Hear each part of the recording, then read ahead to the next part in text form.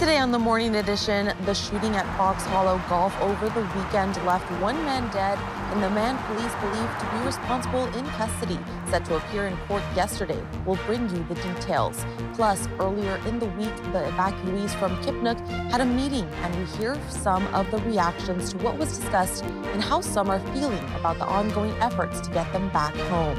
And later, an officer in Atlanta is making a difference in his community, 10 seconds at a time. Bonding with locals and building trust in the police department. We'll show you how he's accomplishing this with smiles and cheers as the Morning Edition starts now. Oh, I'm excited for that story. It sounds really heartwarming. Those are some of the best stories to really lift your spirits in the morning. That and food. And food, and food. Don't think we have any food stories this morning, but I guess we'll just have to wait and see. We'll have to wait and see.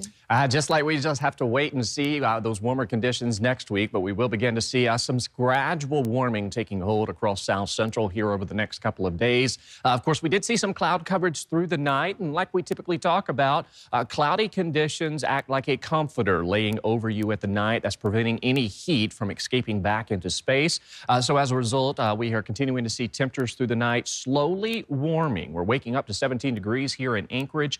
Winds remaining fairly light. You can see still fairly dry outside. We did see some light snow showers pushing through parts of South Central yesterday. That did amount to some very light accumulation. And anytime we do have that cloud coverage around, that is indicative of moisture in the atmosphere, so we could see some occasional flurries, but largely expecting those dry conditions to continue. Now, while we are seeing some of those clearer conditions to the north, we are still bottoming out in the single-digit sub-zero values to the Copper River Basin, but across the Kenai out towards coastal areas, we are still holding on to those temperatures in the teens and the 20s with a slow warming trend that will carry us into the weekend, and then we'll really ramp up those temperatures next week as we're expecting highs to top out right around freezing, if not in the mid to upper 30s for a good portion of South Central. So clouds are beginning to stream back in across the Kenai.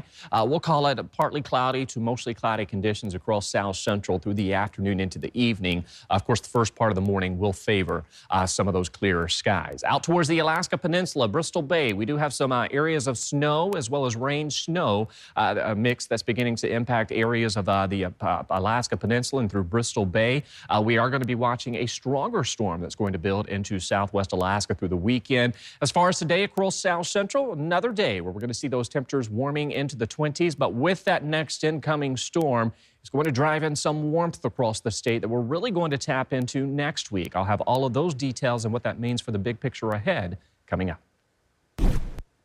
In our top story today on the Morning Edition, a Shaktoolik man has been sentenced to 30 years in prison for several inappropriate charges. The U.S. Department of Justice says 23-year-old Matthew Jackson's crimes include sexually exploiting and cyberstalking children. Documents say Jackson also cyberstalked an adult and threatened to release explicit images if they did not have sex. The crime spanned between December of 2021 and July of 2023. The man accused of killing another man over the weekend at Fox Hollow Golf Course in Sports Dome in Anchorage did not appear in court yesterday for his pre-indictment hearing, first appearance in custody. Based on the nature of the charges, it looks like last PIH here would be May 14th. What is your request? We're going to Rule 5 it, Judge. Okay. I think the state's going to take him to grand jury tomorrow. Let me take a look and see what I have. That's the defense speaking on behalf of 36-year-old Luke Simonson, who is facing murder and assault charges. According to the criminal complaint, Simonson shot and killed 45-year-old Timothy Grodidier Saturday during an altercation. Today, the defense told Alaska's news source that Simonson has pled not guilty and waived his right to appear in court. And just after the Caribou Hotel burned to the ground in Glen Allen, hotel staff and the community are taking stock and looking ahead. The hotel caught fire around 8 a.m. Wednesday and was almost entirely destroyed soon thereafter. Our Charlie Fellow spoke to inn owner Carrie Shaw earlier today. She says that everyone who was lodged at the hotel has found a place to stay. She says many of those thanks go to Commander Terry Rozier and the local American Legion Post 27, who stepped in to shoulder some of the recovery load. We had opened up the Legion for people to go to that needed a place that was warm out of the cold and provide some amenities. And today I'm here to do the same thing, to provide assistance Normally I would not be in on a Thursday, but I'm here today. Shaw went on to thank the Glen Allen Fire Department, along with everyone else who has chipped in to help those affected by the blaze. She said that the hotel restaurant, which was undamaged by the fire, will open within a few days, going on to assure us and the people of Glen Allen that although the time frame isn't clear just yet, the Caribou Hotel will be rebuilt and will reopen. Anchorage police say they're working to make sure shoppers feel safe this holiday season. Police are promising extra patrols not only downtown but also around major shopping centers across Anchorage to help shoppers feel safe. In a press conference, the chief told us they are also working with businesses to crack down on shoplifting. He says they've made multiple arrests just since last September. We've had over 60 arrests, many of those from chronic offenders, multiple drug seizures, and those arrests involved over $58,000 worth of merchandise that was taken, most of which has been recovered. The chief says those special patrols focusing on shoplifting will go through the end of this year. He says they are also working with businesses to make it easier to report crimes and exchange information with APD. In the interior, the Fairbanks Community Food Bank staff say its decades of planning helped it maneuver through a tough situation. The organization is now focused on ensuring no local families go hungry this holiday season, as demand is expected to settle down a bit soon. They are preparing for major holiday food drives to serve thousands of people. Oftentimes we'll hear people say things like, I'm sure they need it more. That very well might be the case, but wonderfully, this community has planned to help folks who are struggling. And so if you're not sure how to feed yourself or your family for the holidays, please hop in line. Drives are planned for the weekend before Thanksgiving at Fred Meyer, Costco, and Safeway. Thanksgiving boxes will be distributed on the Wednesday before the holiday, no sign-up required. People displaced by Typhoon Halong react to the discussion about relocating villages at this week's meeting. Joe Allgood has reaction from people who left and what they would like to see returning home.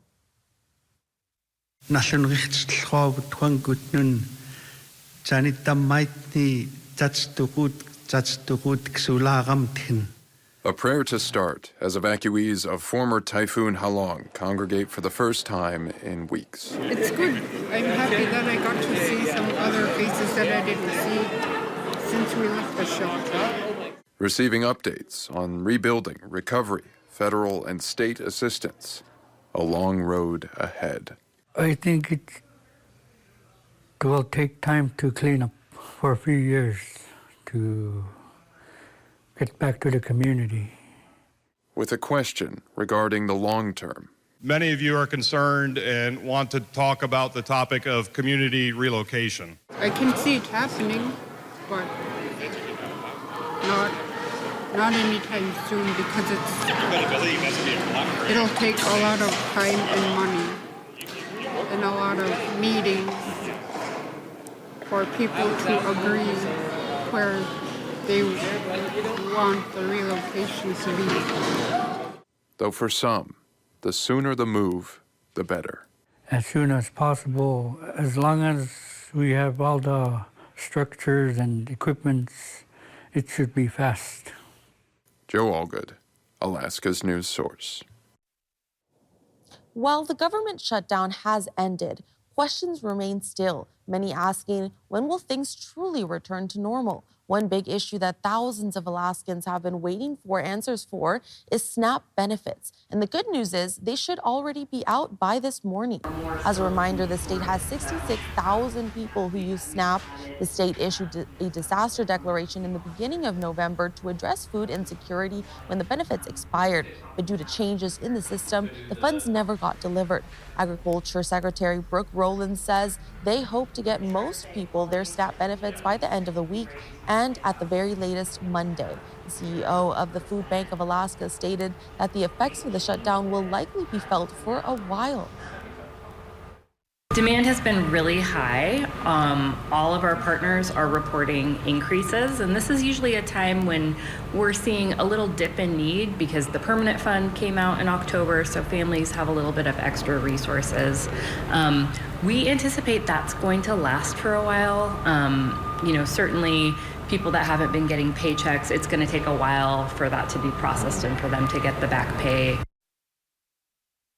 Plus, there are about 15,000 federal workers here in Alaska that have been working without pay during the shutdown.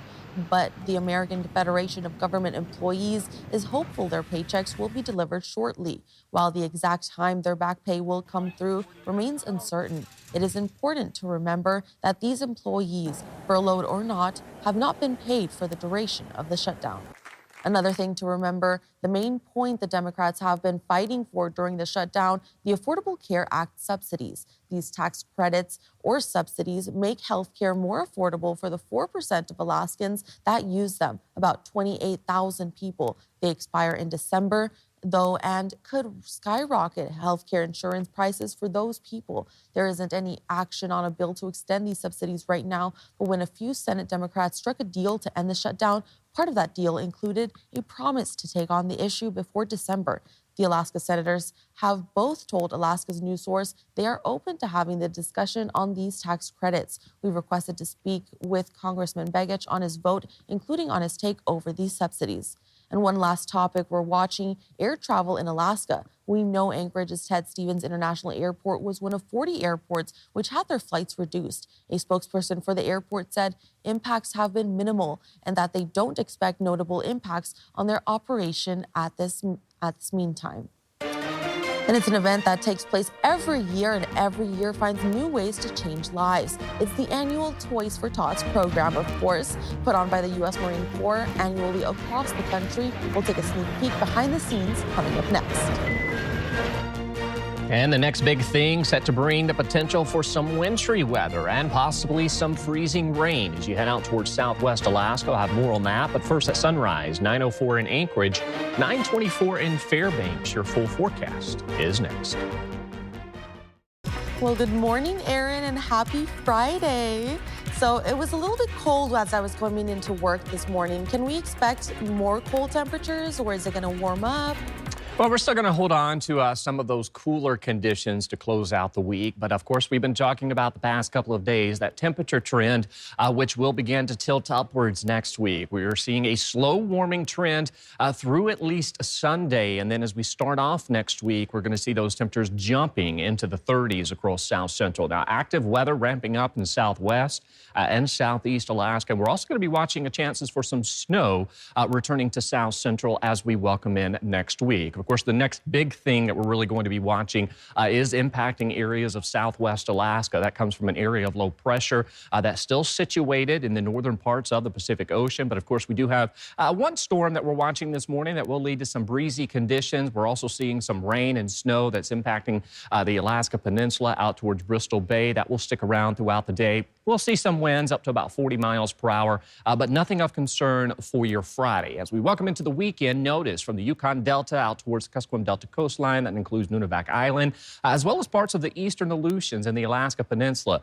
This is where we're going to see some of the greatest impacts with this next incoming storm, which will bring gusty winds, snow, rain, and freezing rain to coastal areas this weekend. Now, that storm system that we're watching again is still out towards northern parts of the Pacific Ocean. We do have an area of low pressure out towards the Kamchatka Peninsula, but it's that low that we are watching that's going to bring some of the greatest impacts as we welcome in the weekend. And again, it's out towards southwest Alaska where we're going to see some of the greatest concerns with this storm in the form of some freezing rain and that transition to some rain snow that could lead to some impacts. Winds through the Aleutians this morning, not too strong, gusting anywhere from about 15 to 30 miles per hour. Those will increase through the day where we could see some gusts up to 40 miles per hour. But on into the weekend, as we watch this storm system steadily building off towards the northeast, those winds could increase more into our Saturday and Sunday, where we could see some gusts of about 50 miles per hour to be expected. But this low will continue to track off towards the northeast. Notice through the afternoon hours tomorrow, we'll see some gusty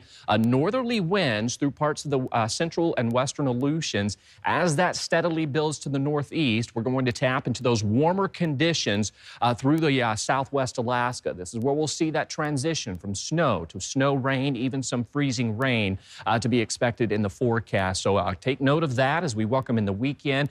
Shouldn't see any significant concerns outside of what has been mentioned. And then as we welcome in next week, we'll also see some snow pushing across South Central. So this chill that we've been holding on to, it stays with us to close out this week and for the first part of the weekend. And then notice as we welcome in Sunday on into Monday, there's that push of warmer air that's going to arrive into southwest Alaska. That's why we're going to see that chance for some freezing rain and a rain-snow mix. So we will be watching for that into the weekend. Now, that slow warming still with us across South Central today. Still fairly quiet, but with cloud coverage around, can't rule out a few flurries as that is indicative of moisture in the atmosphere.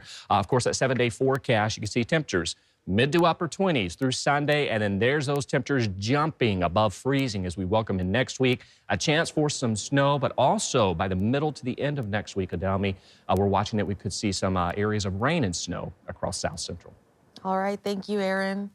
With all the snow both on the ground and in that forecast, it definitely feels like the holiday season is here. We've got a weekly series called Holiday Nights of Lights. Through the new year, we're showcasing cool light displays around town. Tonight at 5:30, we'll be touring a new location. So please give us suggestions. Let us know with a photo and contact info emailed to news@ktuu.com. And thousands of pounds of magic and love are about to take flight, ensuring Christmas reaches all parts of Alaska. Danny Tompkins was there as boxes of toys were dropped off at Alaska Air Cargo, set to be delivered as part of a special mission. Each of these boxes is a small piece of holiday cheer, and some of them are headed out in just a few hours to kids across Alaska. Giving a gift. It is beyond imagination. When you can bring a joy to a little child or to an elderly or even to a brother or a sister, it is that warmth, that warm love that is shared between us, and it is an incredible experience. This year's toy turnout is impressive. All these boxes together add up to about 14,000 pounds, which equals more than 8,000 kids receiving a toy for Christmas. If you're wondering who gives these toys out, the answer is the U.S. Marine Corps Reserve, who hand delivers these toys, dressing up as Santa and elves. It's an amazing opportunity to seeing that smile on their face when they walk into that classroom or that library and seeing Santa there in their hometown, in their school where they're at. Captain Sharkey has seen the impact of Toys for Tots firsthand for around 16 years. Never a dull moment.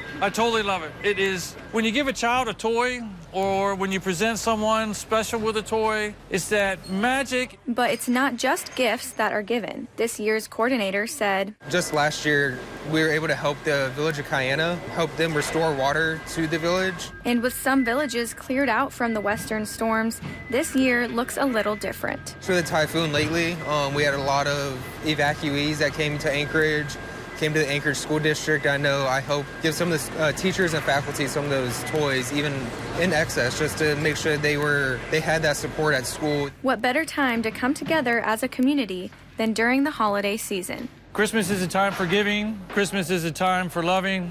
But most important, I know Jesus is the reason for the season, but that love, that caring, that magic of Christmas, that magic of Santa that he brings to every single little boy, little girl, elderly, brother and sister, it exists. Soon enough, these gifts will be unwrapped and in hands across the state. A little generosity to bring a lot of joy. Danny Tompkins, Alaska's news source. Thanks for listening to our podcast. Click subscribe so you can get the latest podcasts from Alaska's news source automatically and stay up to date with breaking news and in-depth reporting available for free 24/7 with the Alaska's news source app.